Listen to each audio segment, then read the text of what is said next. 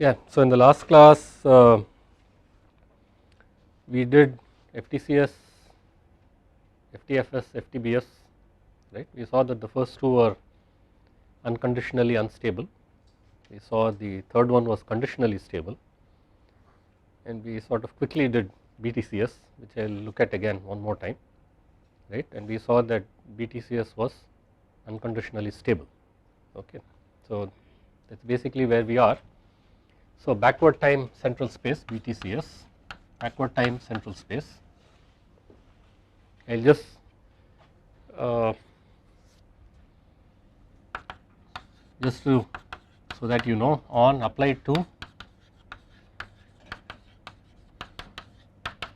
a greater than 0, okay, that is the equation that we are looking at. And the stencil, just to be clear, the stencil looks like that, okay. So this would be delta t, that would be delta x, and we decided to call the new time level q plus 1, staying consistent with what we are doing before. So this is pq plus 1. I will just go through it quickly, okay, that is fine, because p plus 1 q plus 1, p minus 1 q plus 1, pq, okay. And the difference between what we did FTCS and so on and this is that the equation is being now represented at the time level q plus 1, that is the difference, okay. Please remember, you have to keep that in mind. After a point, once you are starting to do these different discretization and different schemes, it is easy to forget where you are representing the differential equation. So the differential equation is being represented at the point pq plus 1, okay. So then it is straightforward, as I had indicated, dou u dou t is upq plus 1 minus upq divided by delta t. Dou u dou x is up plus 1 q plus 1 minus up minus 1 q plus 1 divided by 2 delta x, okay. Substituting back into our differential equation gives us up plus 1 q plus 1, or maybe I do not skip a step here, whole point. So substituting back, and what we are going to do is we are going to keep all the new time level q plus 1 on the left hand side of the equation, and everything else is going to go on to the right hand side.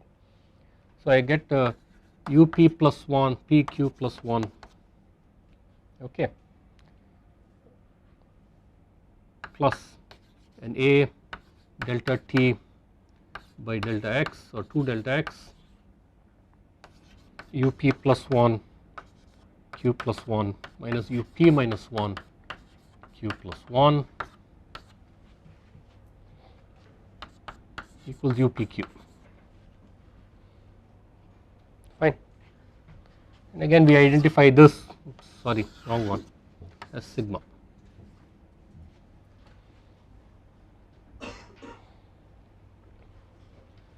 So we have gone through the stability analysis for this, and we have shown that it is unconditionally stable, it is stable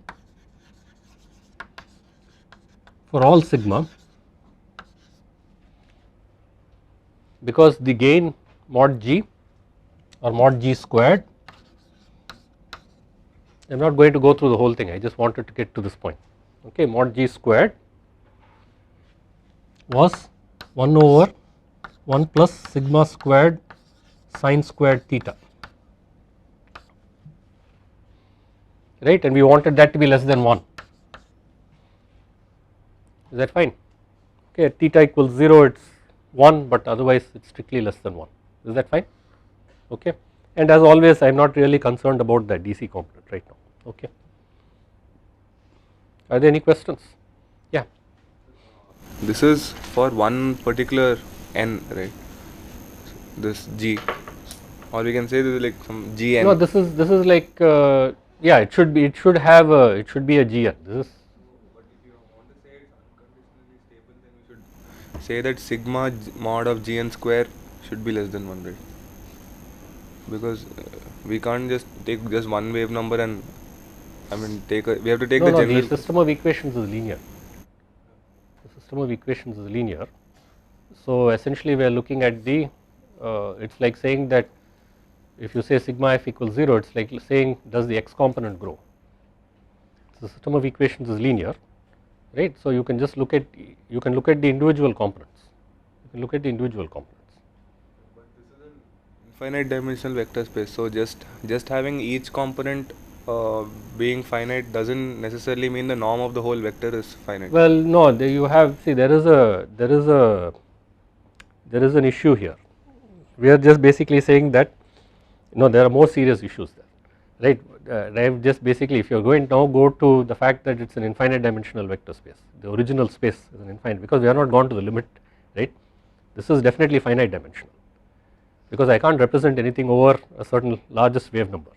So in this case, for the numerical scheme, that question doesn't mean it is not an issue, right. I am going to take 10 grid points, I know 5 is the largest wave number. If I take 10 intervals, 5 is the largest wave number I can represent. So that's it, I mean it's finished with that. However, if you are talking, there are other issues that if you are talking about it from an analysis point of view, there are even, you know, like if I say take the sin theta component, if you actually go through the process, you will see that you will be trading summations, infinite sums with, there are two infinite processes that you will be exchanging. So then the issue of uniform convergence and so on, all those also become issues. So even before you get to this, there are other issues that you have to handle. Am I making sense? Okay, right. So if you want to look at it from a mathematical analysis point of view, there is a problem there, which I am not paying attention to any of that, right, because I am never going to go to that infinite process, right. So really you will not hear me typically talk, if I say uniform convergence, yes, when I am talking about SOR, I will say something about, oh, it is not uniform convergence, isn't it interesting, right. But in this case you want uniform convergence. If you are actually going to an infinite sum and you are going to say that I am going to exchange the differentiation, right, if you substitute for you expand u in terms of Fourier series, right, you expand u in terms of Fourier series and you want to substitute it into the derivative. You expand u in terms of a Fourier series and you want to substitute it here. If I want to trade, I want to exchange the derivative with the infinite sum, then there are certain properties that I need, uniform convergence being one critical property that I need, okay, right. But we are not going to do that, but it is an important consideration. I am not saying it is not, it is an important consideration, but we are sort of in a finite dimensional space, okay. So in that sense it does not matter, fine, okay.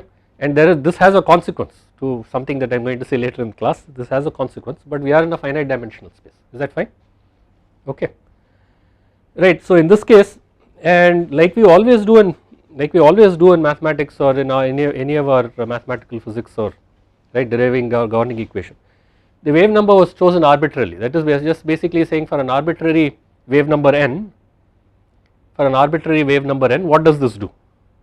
And then we ask, is there any particular wave number for which it is very bad, right. So and it turns out that there is no sigma. See, that is basically what it comes, because the n is what do you call it, the n is embedded in here, there is no sigma for which this thing is going to blow up. There is no combination of parameters, physical parameters that we have as a choice, right, either delta x, delta t, or of course given the speed of propagation, for which this is going to, any of the wave numbers will diverge, okay, is that fine? That is basically what we have shown. So it is unconditionally stable, okay.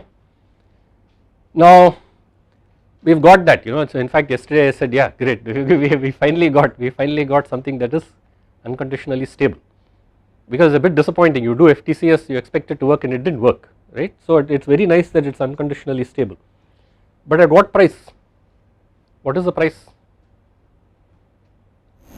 If I look at FTCS and I look at this equation, I have sort of messed it up, so I can rewrite it. So if I say that now I am going to write it in a slightly different form so that we get it.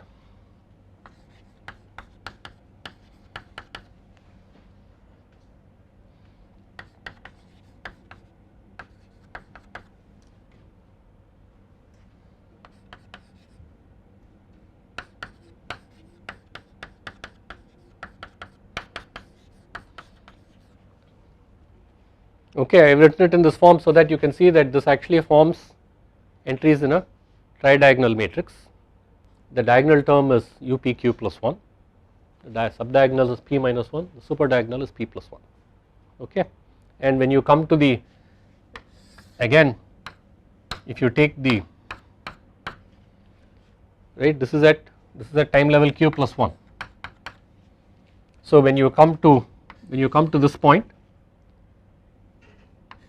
clearly you need the boundary condition there, okay, that will go over to the right hand side, and when you come to that point, when you come to computing the value P is this value, then you need P plus 1, you need P plus 1, okay. So this is a boundary condition that is required because of our numerical scheme, choice of numerical scheme. I chose central difference because I wanted more accuracy. So we need to do something here. There is a boundary condition that needs to be specified at the right hand side, which is not required as part of either the physics or the mathematics, okay. More, we get a system of equations, okay. So you may say, what's the big deal? So you get a system of equations, but if you solve the system of equations, what do you get? You have taken one time step. I want you to understand this. You solve the system of equations, you have taken one time step. Now you get ready to take the second time step and you have a whole system of equations again, okay. As it turns out, because these coefficients are constant, it is not a non-linear equation, right. This is a setup where something like LU decomposition will do well, right. So you pre-decompose, then you are left with only forward substitutions and back substitutions, okay. So this is a situation where a scheme like LU decomposition works well, okay. You do some work, any work that you do beforehand on the matrix is work that you do not have to do at a later date, right, because the matrix has not changed as long as it does not depend on these variables. That is one way to do it. It is a direct method.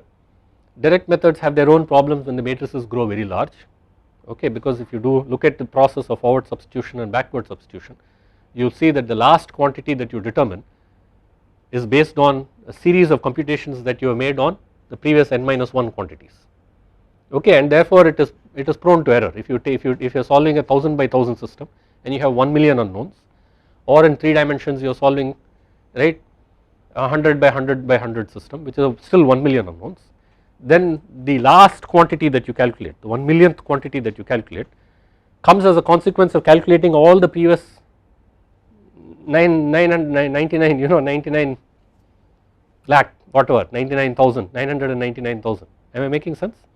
Right. So it's too much, right. So the error, the round off error tends to accumulate.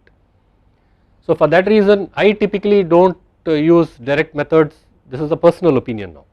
I typically do not use direct methods for matrices that are, if they are banded matrices like this, maybe up to about 1000 by 1000, right, and if they are not, if it is a dense matrix, maybe about 200 by 200. This is a personal opinion. You understand what I am saying? If you give me a matrix, when I say dense matrix, all the entries, essentially all the entries are non-zero, right, you are doing panel method or something of that sort, okay. 200 by 200, that is about the largest. Otherwise I immediately switch to iterative schemes, which is why I started you off on Gauss-Seidel, okay. If it is a sparse matrix like this, maybe I will go up to about 1000 by 1000 unknowns, but once it goes beyond that, I will always go to an iterative scheme. I may use this LU decomposition as an initial guess, fine. In this case, however, if you are wondering why the heck is this guy harping so much about it, in this case, however, with iterative schemes there is an advantage. What is a good guess? What is a good guess for UPQ plus 1? UPQ, right, you have a good guess. If your delta t is reasonable sized, right, you have a good guess already, you have UPQ as an initial guess. Am I making sense? So you already have something with which you can start, right. So it may not be that bad, it may not be, but the fact of the matter is that you have to solve a system of equations, and when you are done solving it, you have taken only one time step. I want you to remember that. So there may be some effort that has to be put in to solve this other than just the schemes that I have told you, fine. There are ways by which you can accelerate these schemes. I am not going to spend time on that. There are ways by which, so this gives you a system of equations, that is the key.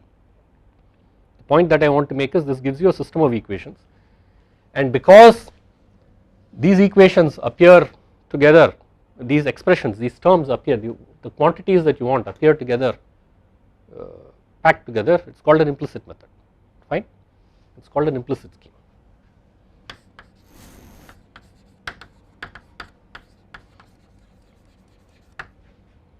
I will say a little more about implicit schemes, explicit schemes as we go along. You will see that I will illustrate various kinds of situations that occur. So this is called an implicit scheme because you get a system of equations where the unknowns are tied together in a linear fashion, and you have to solve a system of equations to get it, okay. It is the reason why right in the beginning I said some of the mathematics that you want to learn, implicit function theorem is one, so it will tell you when you can. In the case of a linear system, of course the system just has to be invertible, right, but implicit function theorem will tell you in general if you have an implicit expression when can you invert it, okay. Implicit scheme as opposed to, I will just write it just for the sake of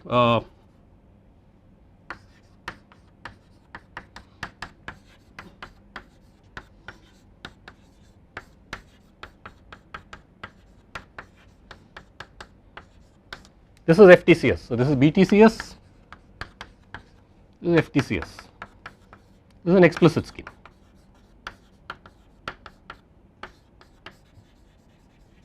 Explicit because I have the expression that I want explicitly occurring on the left hand side, no further work need to be done, okay, fine. Are there questions? Okay, so now we get to this point that we are talking about earlier.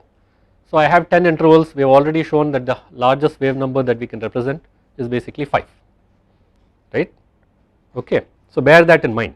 There is, so if I have something that has, if I have sine 10x, we have already seen in the demo that sine 10x, right, sine 20x, sine all of these, sine 15x, all of them are basically going to look the same. You have only 11 grid points on which you are sampling the function, okay. So bearing that point in mind, I ask the question now, these equations approximate the original wave equation, linear wave equation. I go through the effort of solving the system of equations and I end up with a solution. The solution is an approximation to the solution to that equation that we want to solve, okay. So I am going to ask an ill-posed question basically. To what equation is it an exact solution? The solution that I am calculating here is an approximate solution to the problem that I am trying to solve. To what problem is it the exact solution? Put another way, what is the problem that we are solving? I want to solve the linear wave equation, but I am making an approximation. I am solving some other equation actually.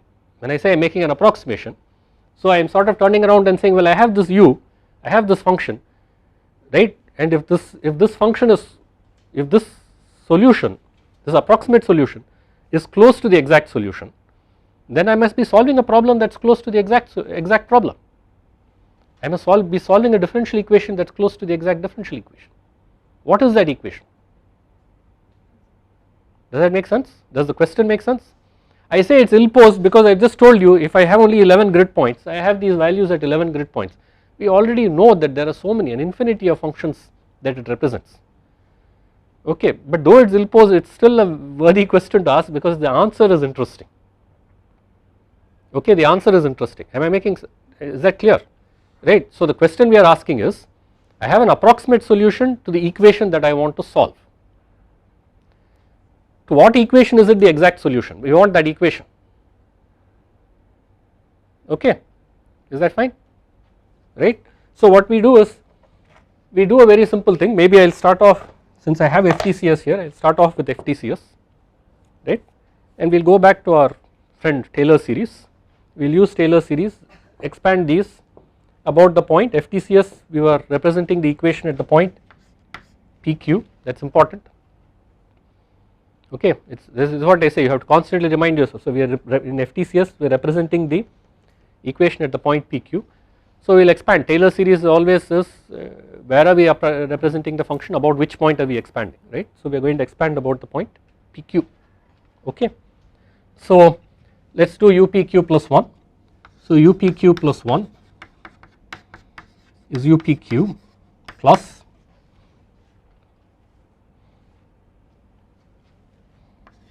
dou u dou t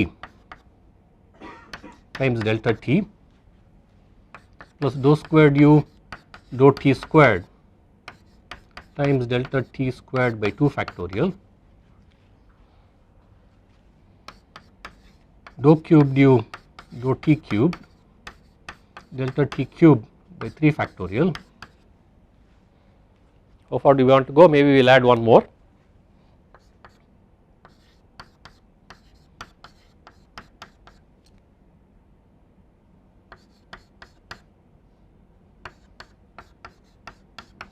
Is that fine?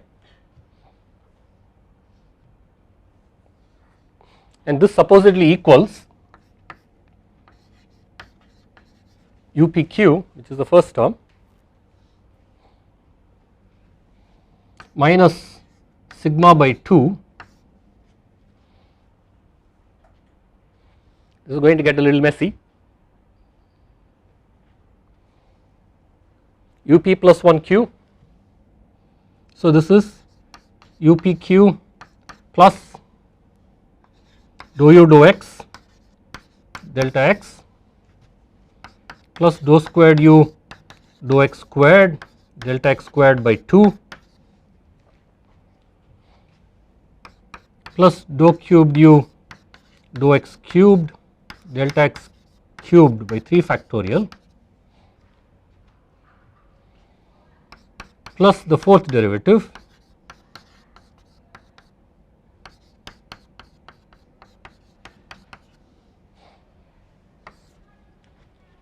minus, this part is okay, minus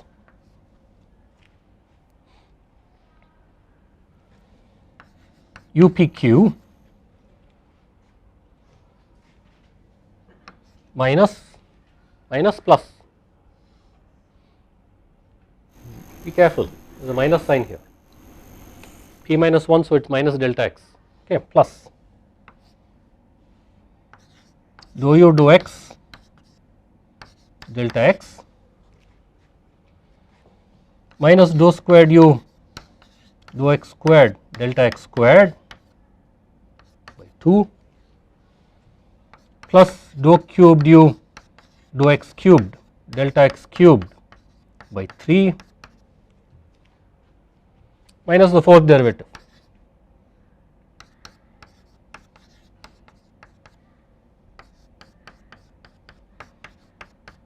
It is a mess, but lots of things will cancel. Well, enough things will cancel, not lots of things will cancel, but enough things will cancel. First of all, the UPQ goes away, the second derivative goes away. You may ask, why are you doing this? We did it for right, we did it when we are doing the derivation of the difference scheme, but anyway, humor me. Fourth derivative goes away. Is that fine? Anything else?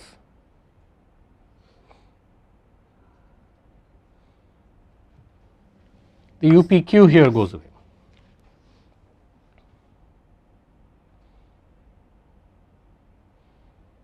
Okay, I think that is it. We are stuck. We can't do anything else here. So I will rewrite that. That tells me that, right, I will rewrite that, and if I divide through by delta t, that gives me a dou u dou t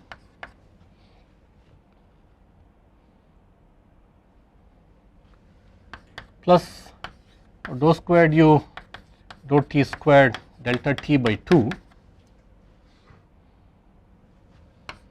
dou cubed u dou t cubed delta t squared by 3 factorial dou to the fourth u dou t to the fourth delta t cubed by 4 factorial equals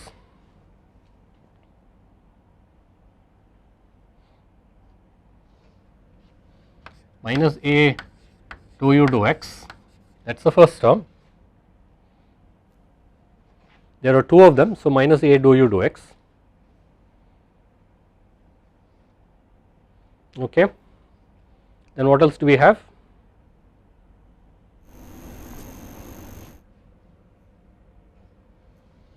minus sigma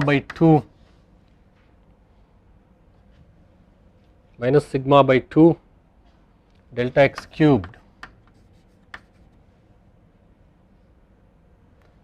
2 will go away because you will get 2 of these by 3 factorial times delta t dou cubed u by dou x cubed. You can please check to make sure there are no issues, and I do not think we have, right, the fourth derivative goes away. There are no other, there are higher order terms, so I should say plus dot dot dot, right, everyone. So I can easily see that I have a dou u dou t minus a dou u dou x. I mean, you should expect that I am going to get that. What do I do with the time derivatives? You know, I would really like to have this as, because we have already seen, I mean, we have gone to forward time or backward time, right, because higher derivatives in time are clearly not that easy to handle. Okay. So as far as possible, we want to retain this as a first derivative in time. I don't really want, I don't like these higher derivatives in time for that reason. Spatial derivatives at a given time level I have, right, spatial derivative, I know, I am comfortable with that. At a given time level I can evaluate spatial derivatives, right, whatever order derivative that you want, that is of what, right, second derivative, third derivative, fourth derivative, no problem. Temporal derivatives, it is a bit shaky because when I start off I only have one time level at which the initial data, right, so somehow I do not want this. So what I propose to do is, I propose to replace this derivative, time derivative, by a space derivative, right. So the game that we play is this. So if you say that dou u dou t equals minus a dou u dou x, this is our differential equation, okay, then dou squared u dou t squared equals minus a dou squared u dou t dou x equals minus or plus a squared dou squared by dou x squared of u. Is that okay? Yes. At this point someone should have a complaint. Does anybody have a complaint? I am proposing to replace the second derivatives with this.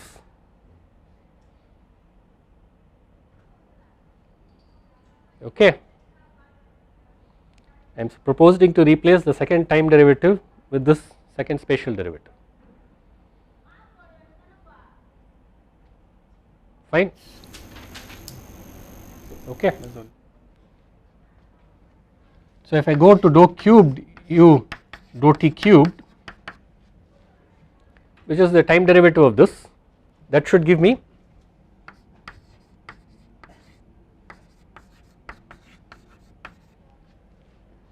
fine.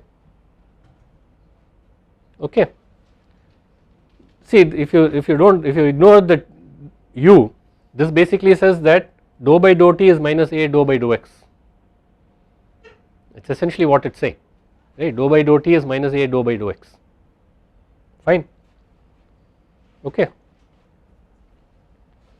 So fourth derivative would be something similar, fourth derivative will be something similar, fourth derivative would be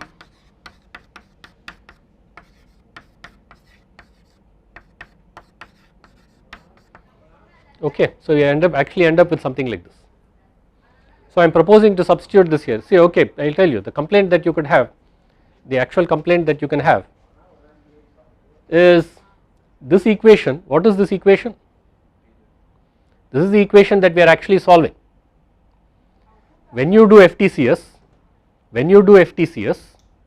right, when you use FTCS in this case happens to be unstable, but if you were to solve, or FTBS or whatever, when you are trying to solve using FTCS, right, you are trying to get an approximate solution to the original equation, you are getting an exact solution to this equation. This is the equation that you are actually solving, okay, this is the equation. So this is, since this equation dou u dou t equals minus a dou u dou, it looks very similar to the original equation, right, this is called the modified equation, this equation is called the modified equation. But there is a point here, the point is, if I am going to substitute for the derivative, time derivative, for the second derivative to eliminate the terms there, should I not use the modified equation instead of the original equation? You understand what I am saying? Yeah. If this is the modified equation, this is the equation that I am actually solving, if I am going to make the substitution, should I not use the modified equation to do it instead of the original equation? The answer is yes, you should, right. I am going to use the original equation for two reasons. One, doing this and eliminating the terms is a lot more difficult, right. So that if you want, you can look it up when my book comes out, you can look at the book, but whatever, you can look it up, you can work through it. So you, because the trouble is you will get a lot of mixed derivatives, it is a very messy equation, right. So you can make the decision that you will only keep terms up to the fourth derivative, and every time you differentiate this, you know that for instance this term will go away. Once you differentiate with respect to time, this will become a fifth derivative, you can drop it, right. It is, you can, there are things that you can do to simplify, but still using this equation is a messy process, okay. And there is a second issue that will become clear later, that using this actually by itself has a certain advantage, okay. You will see what I mean when I will explain that when I come to the end. Using this by itself has an advantage. So instead of using the modified equation to eliminate the time derivative terms, which is what you should technically do, I am going to use the original equation to eliminate that, right, for those terms. Am I making sense? Is that okay? Simply because A, on the blackboard it is easier to do, right, B, because that equation that you get is still a useful equation. Are there any questions? Yeah. We can write this Taylor series expansion only if the function is analytic, right? But here we, I mean, yeah, no, we have an issue, that is how many terms of the Taylor series. See, you get to that, you can't in a sense get to even any of our finite differences, you understand, or the original differential equation. You have to ask the question, right, if the Euler equations support shocks, discontinuities, then how did you write? So that goes into a different realm, right, that goes to a slightly different realm. So maybe we will assume that we can do this and get away with it. In fact, even for the Euler equations, if you do quasi 1D flow also, you will get shocks, right. We will look at this, you will get shocks, and we will use finite difference methods, and we will use a differential equation representation to actually go through and solve, okay, right. So then the issue is, why does it work, how does, okay, so that theory is something that that's sort of outside the scope of this course, fine, right, because if you look at it from a point of view of theory of differential, the way I usually handle it is I always go with integral equations. I don't usually solve them in the differential equation form, right, but even otherwise there is a whole theory of weak solutions and so on, right. So when we say a solution, we are saying a solution is something that you can substitute into the original differential equation to verify whether it satisfies that equation or not. But if the solution has a discontinuity, how do you substitute it into a differential equation, okay. So you have to do something to weaken that differential equation. So that is there is a whole mathematical machinery that goes with it. So we are not really going to, maybe at the end of the semester if we have time we will get to it, okay, right. So at this point we will just leave it at this and basically say that so I will sort of repeat something I said right in the beginning, that I can take as many derivatives as I want, right, okay. I can take as many derivatives as I want, and typically I will stick to fourth, right, okay. So I will substitute this back there and we will see what we get, let me,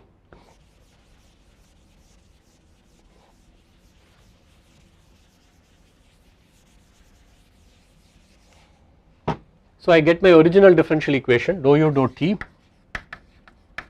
minus plus a dou u dou x equals, and what does it equal?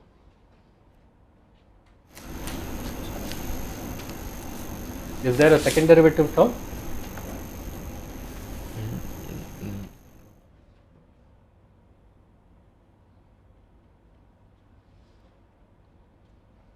A minus a delta t by 2 dou squared u by dou x squared, okay. Then what else do we get?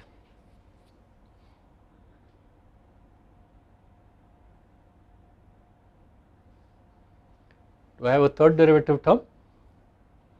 A minus and that is a plus. So I get a cubed delta t squared by 3 factorial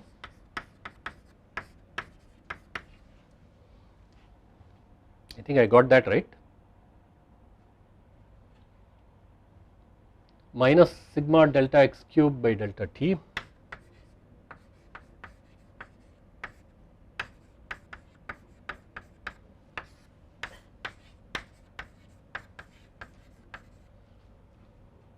and then there is a fourth derivative term,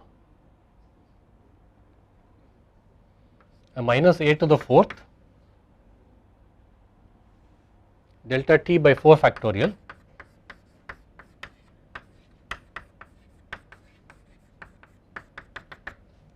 is that fine? Okay, you can check whether I have, in fact in this case this is something that I prefer to do for my modified equation. In this case you can actually factor out a delta x cube, right. This will turn out to be a, you can write this expression in terms of sigmas in the parenthesis. Did I miss a sign somewhere? The first one is minus a squared delta t. Okay, that is fine. And there are right, there are an infinite such number of terms. We are not going to look at, as I said, I am not really bothered, right. We may be even able to write a general expression after looking at this for the even terms and the odd terms. If you write this in terms of sigma, that pattern may become more obvious, but it does not matter, it is not, it is immaterial for me right now. What matters to me right now, right, what matters to me right now is that we have this modified equation, okay, modified equation. I have it in terms of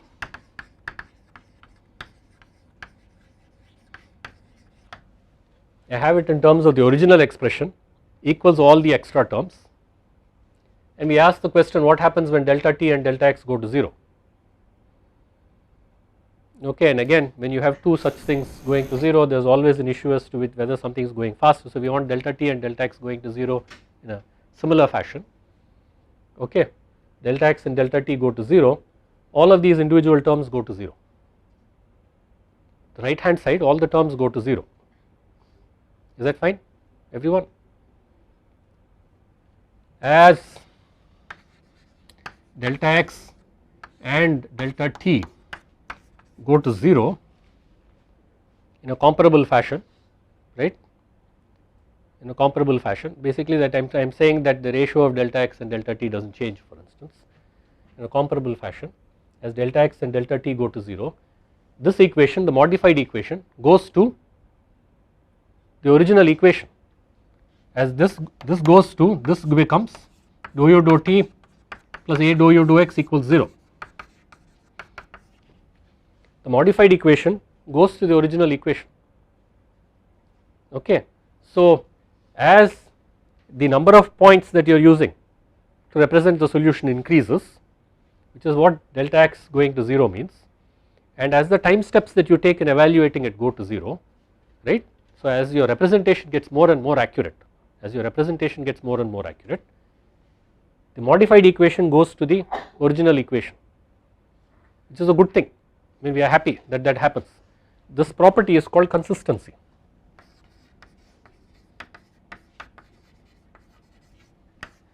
The scheme is said to be consistent. So you say I took a differential equation, I discretized the equation, I used Taylor series in this case, I discretized the equation, I end up with a modified equation. If in the limit my delta x is, say when I did the finite difference scheme, I said I am not going with the infinite process.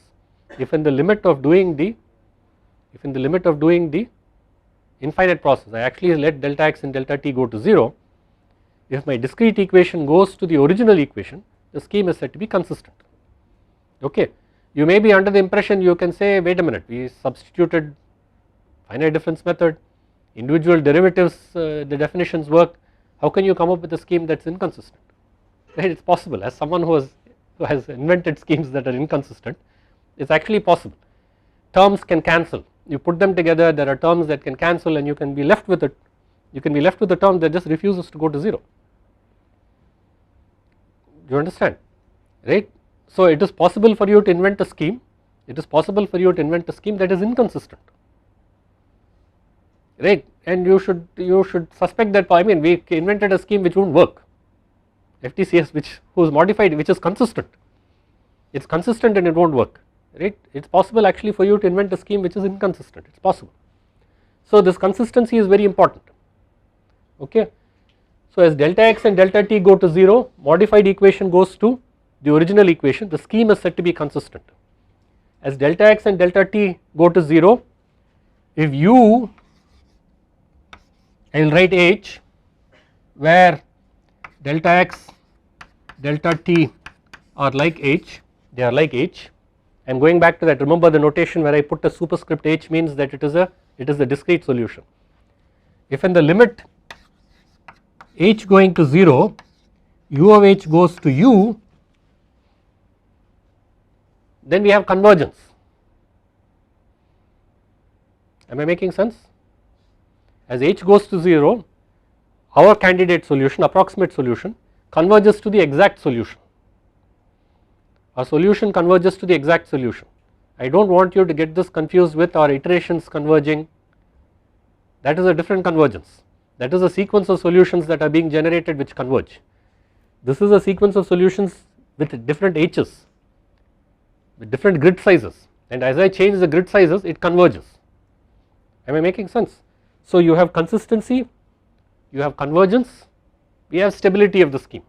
There are three things that are there, okay, and there is a famous theorem, you can go look it up, called the Laplace equivalence theorem, which basically says if you have two of them you have the third, okay. Consistency, convergence, stability, these are three properties for the scheme that we have seen so far, okay, and they tell us how is our scheme going to behave.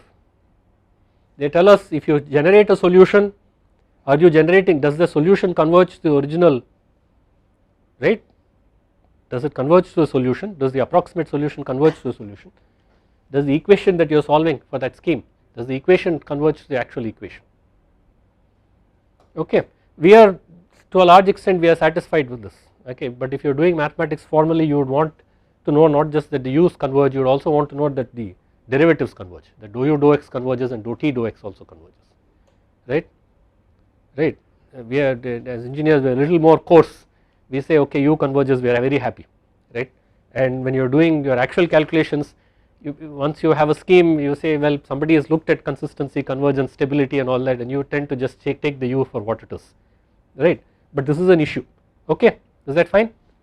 Consistency, convergence, please remember in this context convergence what it means, okay, as h goes to 0 u h goes to the actual solution, and of course we have seen stability, fine, that is all very nice.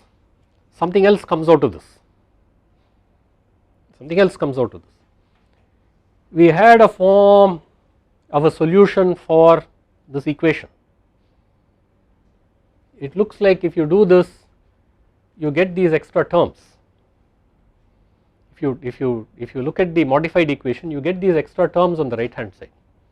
Is there a way for us to infer an analytic solution? We had an analytic solution, a proposed analytic solution for this in terms of Fourier series and so on. Is there a way for us to get an analytic solution with something on the right hand side?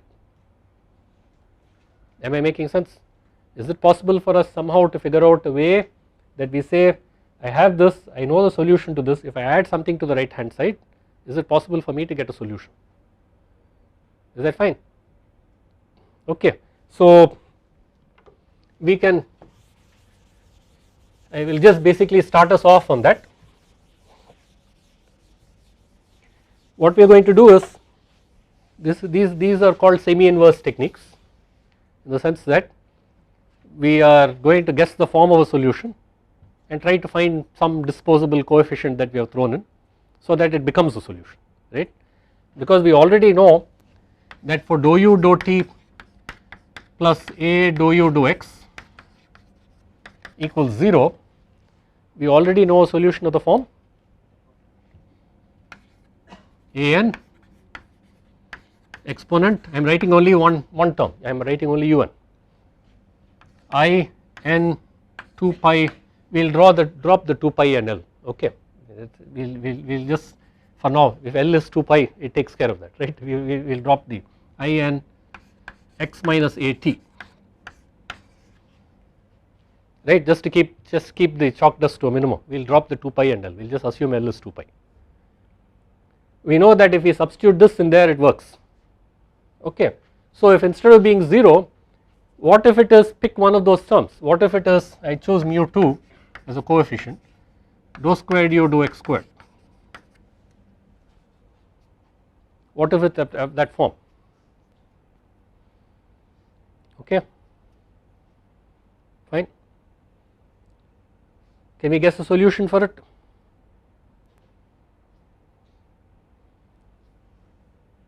What did Laplace say? This looks like second derivative is like, you know, so Laplace was smoothing.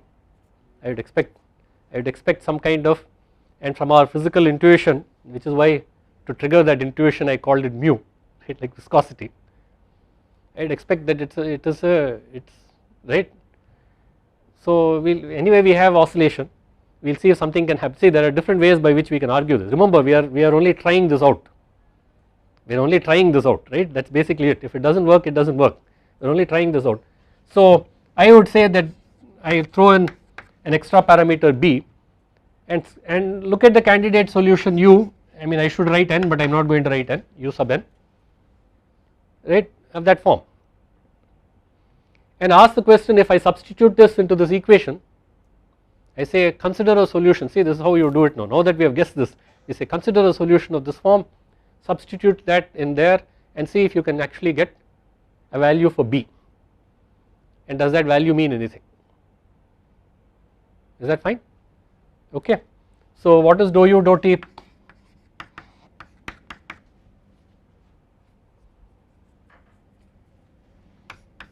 A n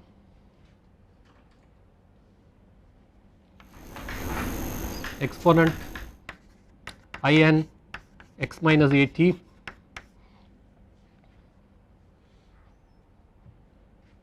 you want to do it in one shot or you want to split it, e power b t times the derivative of the thing, right. I am basically using chain rule,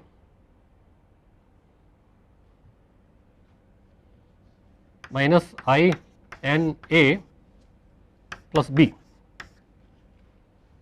Is that okay?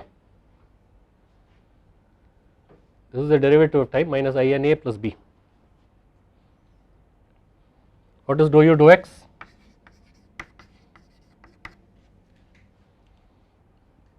Instead of writing out the whole thing, I will just write it as u, now that we know it is u times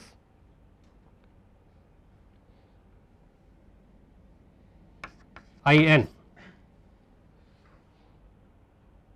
okay. Substitute it back there,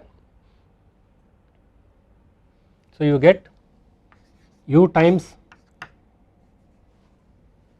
minus I n a plus b t. Oh sorry, I need one more. What is dou squared u dou x squared?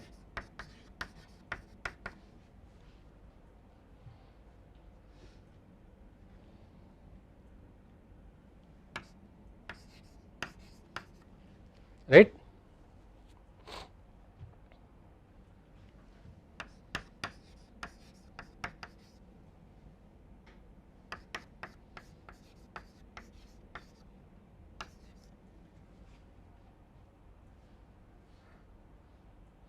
The u of course cancels, the I n a cancels with the I n a.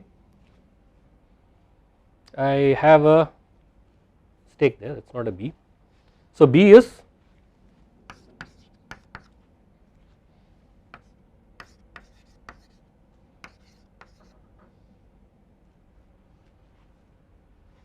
that fine everyone? Okay, this is called a semi-inverse method. You sort of guess the form, you have a few disposable coefficients, you substitute it and see if you can fit the coefficients so that it turns out to be the answer. Okay, is that fine? We will come back to this, we will come back, it is possible, now we know that it is possible. What does this mean? How does it, what does it mean for FTCS, what does it mean for FTBS? Can we explain what we got is what we are going to look at, okay, in the next class, fine. Okay, thank you.